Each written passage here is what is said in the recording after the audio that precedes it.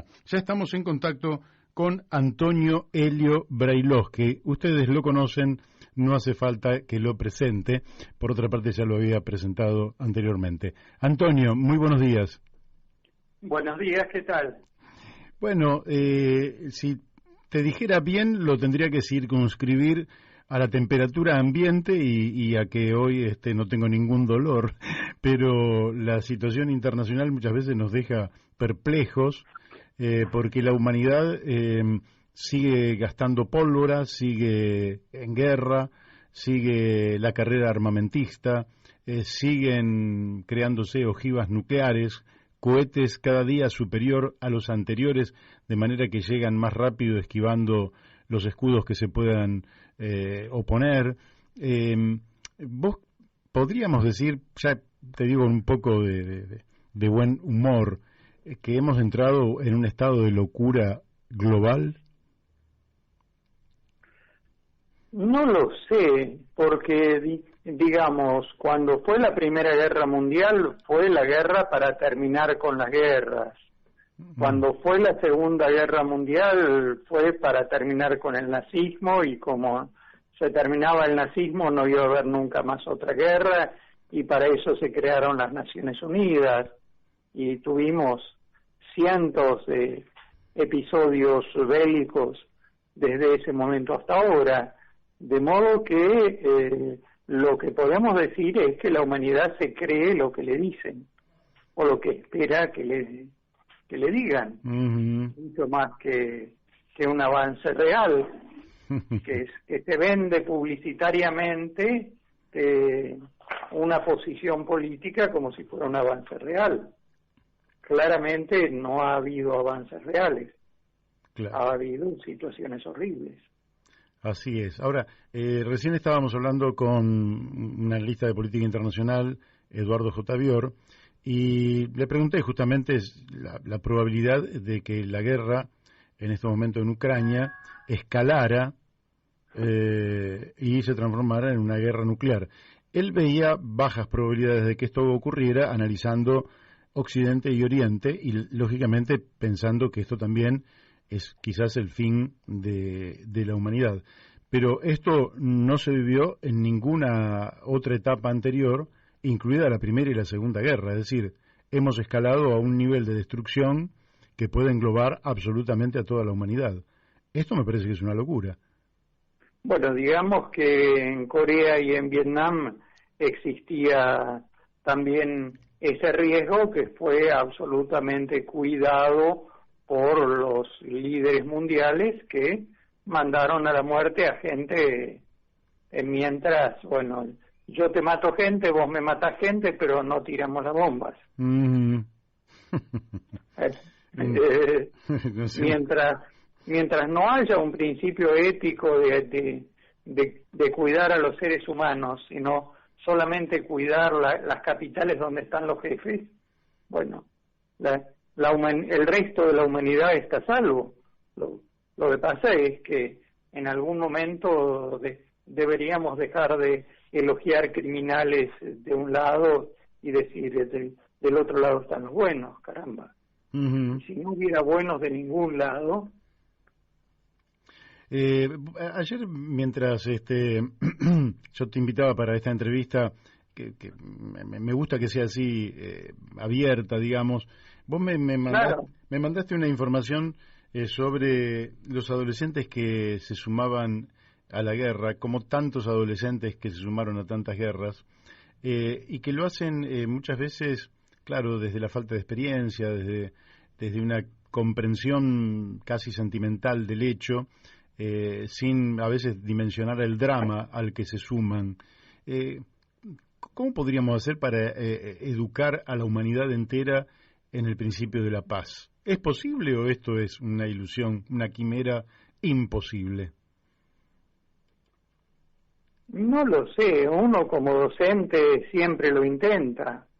Ahora, hay en todos los países un aparato mediático y un aparato escolar y toda una cosa institucional de que hay que dar la vida por la patria, y la patria siempre la define el que está arriba. Y uno piensa, la pobre gente de que fue a Malvinas a dar la vida por la patria, y en realidad dio la vida por Galtieri, no por la patria.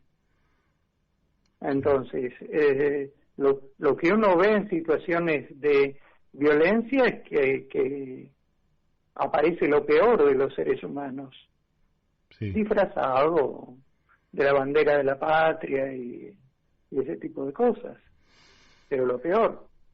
Así es, y al mismo tiempo que aparece efectivamente lo peor, hay como una situación adyacente a lo que es el epicentro de la guerra, donde se producen los mayores dolores y las mayores crueldades, que es el mundo de los negocios, es decir, que van desde la provisión de armas, que termina siendo un gran negocio, hasta la posibilidad de hacer negocios colaterales con la oscilación de los precios de las materias primas, los commodities, etcétera. ¿Cómo lo ves eso? A mí me llama la atención que no haya habido una reacción social ante de los comentarios obscenos de dirigentes políticos, de periodistas, de analistas sobre qué bueno, vamos a hacer negocios porque los alimentos van a estar caros y esto le conviene a la Argentina, pero hay que tener cuidado porque el gas va a estar muy caro y eso no le conviene a la Argentina. Esto de discutir si nos conviene una guerra o no nos conviene una guerra, que además viene de toda la historia, es decir, cuando fue la Primera Guerra Mundial, hubo una euforia en los ganaderos argentinos porque iban a comprarle lana a la Argentina por los uniformes de los soldados para soportar el duro invierno europeo, iban a necesitar lana argentina. Entonces, los tipos se emborrachaban, qué bueno que hay guerra. ¿Para qué tiene la sociedad para decir sobre que hay guerra? Sí, ¿Qué es lo que no aprendimos? ¿Qué es lo que no aprendimos en los últimos miles de años? Sí, claro. Por otro y lado, ahí, perdón, y ahí aparece continuamente toda la cosa mediática, no solo escolar, por supuesto, toda la patria y no sé qué, sino también la cosa mediática que uno ve en películas de guerra donde los héroes, la patria, no sé qué, los buenos, el salvamento de no sé qué, digamos, es un acostumbramiento, y eso lo vimos en Malvinas, la forma en que la gente se acostumbraba o naturalizaba que existieran guerras. Sí. Yo creo que lo primero es dejar de naturalizarlo, plantear, lo que hay que hacer es repudiar, no justificar. Antonio, al mismo tiempo uno observa la reprimarización, digamos, del ser humano, ¿no? Que hay una canción de Silvio Rodríguez que plantea como una escala donde el ser humano va ascendiendo hacia la civilización, ¿verdad? Hacia el amor, hacia la bondad, pero da la impresión de que cuando vienen las etapas, eso es lindo cuando hay abundancia, cuando estamos todos bien, pero cuando vienen las guerras todo se reprimariza en el área espiritual, pero también se reprimariza en el área, por ejemplo, energética, donde potencias que aparecían como habiendo abandonado el carbón para la generación de energía, plantean que, bueno, en caso de que sea conveniente para la economía de su país, volverían a utilizar carbón. ¿Cómo ves esto? Porque es como que vamos a una etapa realmente catastrófica. Carbón, petróleo, gas, energía atómica, digamos, todos los sistemas energéticos que se había planteado que hay que ir retirando, de pronto se refuerzan. No solo se refuerzan en países como el nuestro, pero que nunca discutió la energía atómica, que nunca discutió el carbón, que se entusiasmó con el gas de vaca muerta. Hay países europeos que que es donde se suponía que la discusión ya había sido saldada y que iban a servir como ejemplo para países más atrasados como el nuestro. Y de repente todos los acuerdos internacionales climáticos se caen. Todos son todos. Sí. Porque están basados en el principio de solidaridad, es decir, yo pierdo dinero a cambio de mejorar el clima, entonces vos perdés otro poco de dinero y juntos mejoramos el clima. Ahora, si estamos en guerra, ¿a quién le importa el clima? Este es el resultado. Ahora, lo que hemos visto con el cambio climático es que todos los pronósticos se equivocaron. Y se equivocaron en un sentido, en el aceleramiento de las condiciones climáticas extremas. O sea, nadie esperaba que el Paraná se redujera a la mitad del caudal. Sí, nadie esperaba que durara tanto. Nadie esperaba a incendios en invierno, no en los bosques en Siberia o en Canadá. Nadie esperaba inundaciones como las que hubo en Alemania. Es decir, cuando uno dice situaciones extremas, uno dice situaciones más extremas de las previstas y más rápido de las previstas. Una cosa es, y esto va a pasar en el 2050, no, esto pasó en el 2020. Y pasó con la economía lentificada por la pandemia. Sí, sí. O sea que esto podría tener, el cambio climático podría tener una progresión geométrica. En general, la gente muchas veces no sabe qué es una progresión geométrica, pero digamos que una progresión geométrica empieza como bajita, como multiplicándose por 2, 1, 2, 4, 8, 16, pero hay un momento en que esa pendiente se incrementa considerablemente y se acelera todo. ¿Podría ocurrir esto con el clima también? Es decir, que fuera exponencial y que en un momento este desbarajuste se manifestara de manera violenta y impidiera que desarrolláramos una vida normal los sobrevivientes. Este es el temor de todos los científicos del clima, el hecho de que la situación ya se salió de control y nadie sabe cuánto más se va a salir de control, pero está claro que si no se controlan las emisiones de gases de efecto invernadero, la situación climática solo puede empeorar. Y por supuesto nadie analiza el impacto de efecto invernadero de los explosivos, pero no esperemos que mejore el clima con eso. Sí, claro. Ahora, girando alrededor de este tema, ayer una nota periodística nos informaba que Argentina ofrece a Estados Unidos petróleo y gas de vaca muerta a cambio de gas natural licuado y más inversiones. Es decir, da la impresión de que se habla mucho del clima, pero al endeudar financieramente a los países y exigirles a los países que los paguen con bienes naturales, lo que terminamos es en un menoscabo absoluto del ambiente. ¿Cómo ves esto, donde en la Argentina hay un montón de gente enloquecida con que frente a la crisis energética nosotros vamos a hacer grandes negocios con vaca muerta y el tema ambiental queda totalmente al margen? Digamos que siempre desde que empezó la preocupación por el tema ambiental fue para sacarse la foto. Si uno ve el estado del riachuelo y uno dice, bueno, ¿cuándo fue la última vez que hubo una acción responsable en el riachuelo?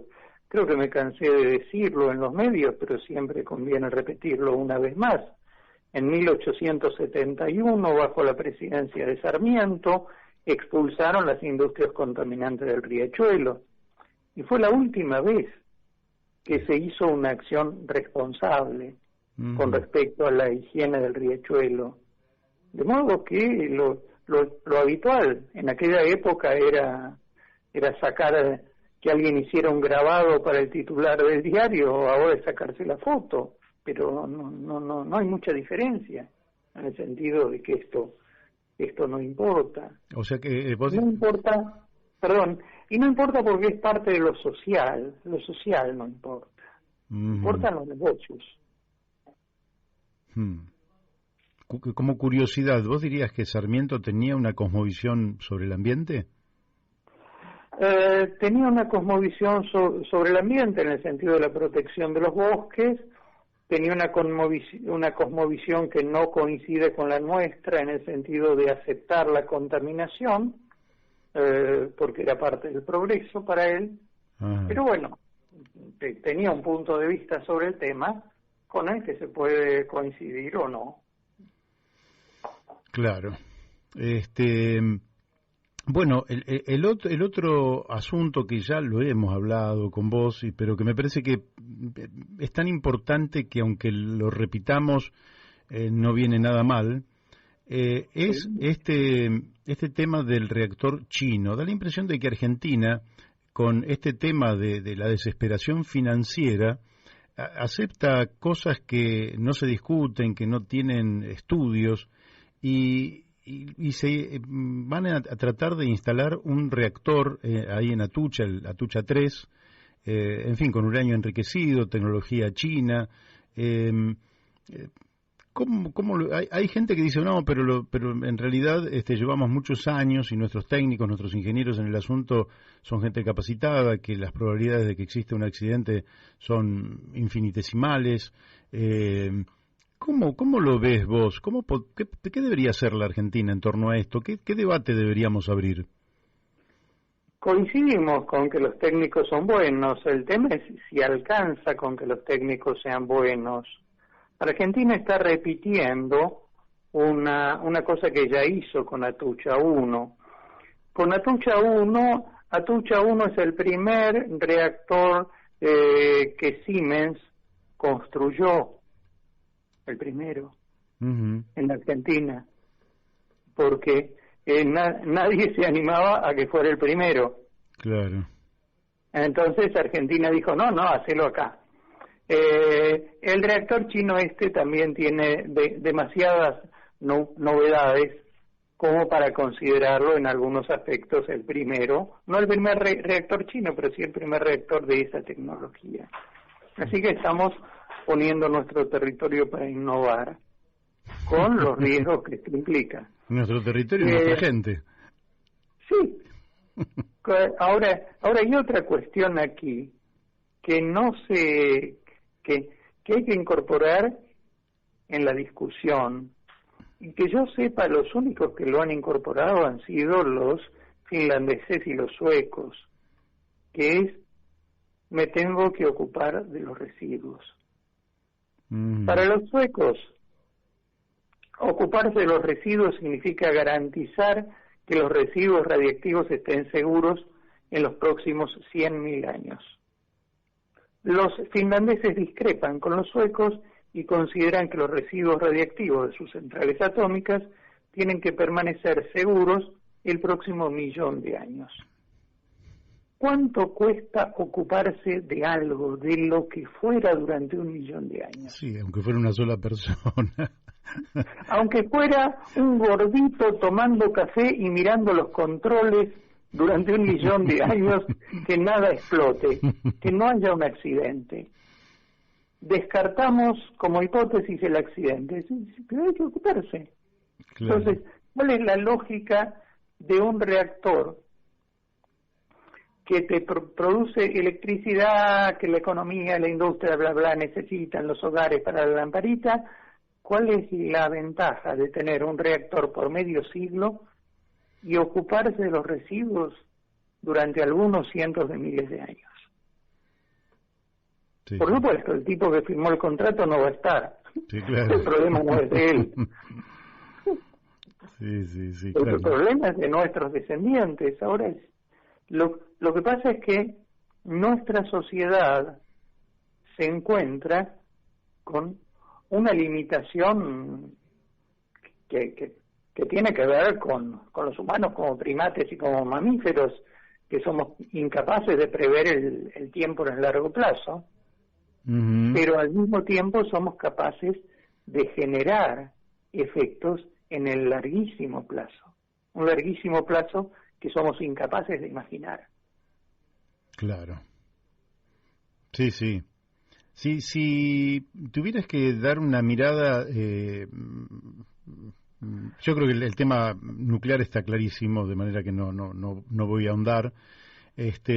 Si tuvieras que dar una mirada sobre la destrucción de bosques en el mundo, digamos, en la Argentina y en el mundo, con los efectos que eso tiene sobre el ambiente, ¿verdad? ¿Qué dirías? ¿Que vamos también en camino a la extinción por ese lado?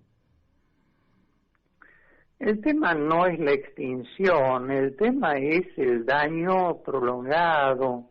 Es decir, yo hablaría de la destrucción de ecosistemas naturales.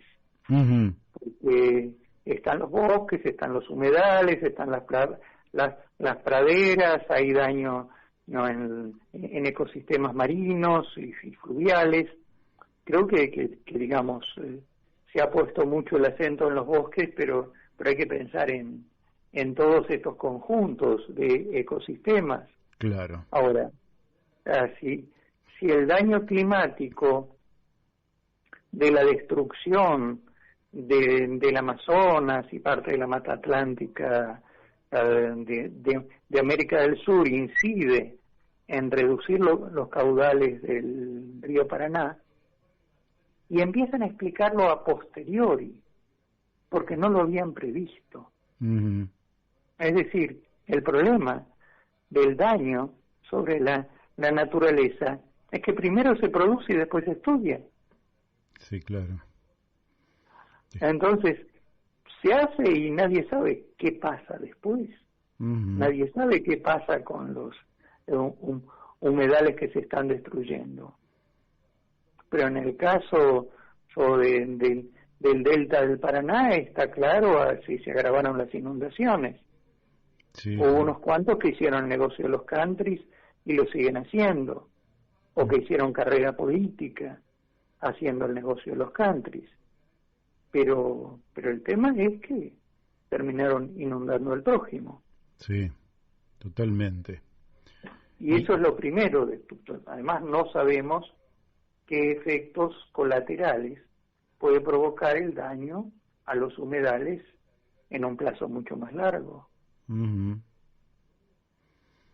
Antonio, y sabemos también, vos lo acabas de decir, pero que los mares son factores absolutamente esenciales al equilibrio biológico y ambiental, y que si se deterioran pueden afectarnos la existencia. En la Argentina se están habilitando frente a las costas de Mar del Plata exploración y explotación de hidrocarburos, con una resistencia muy clara por parte de la población.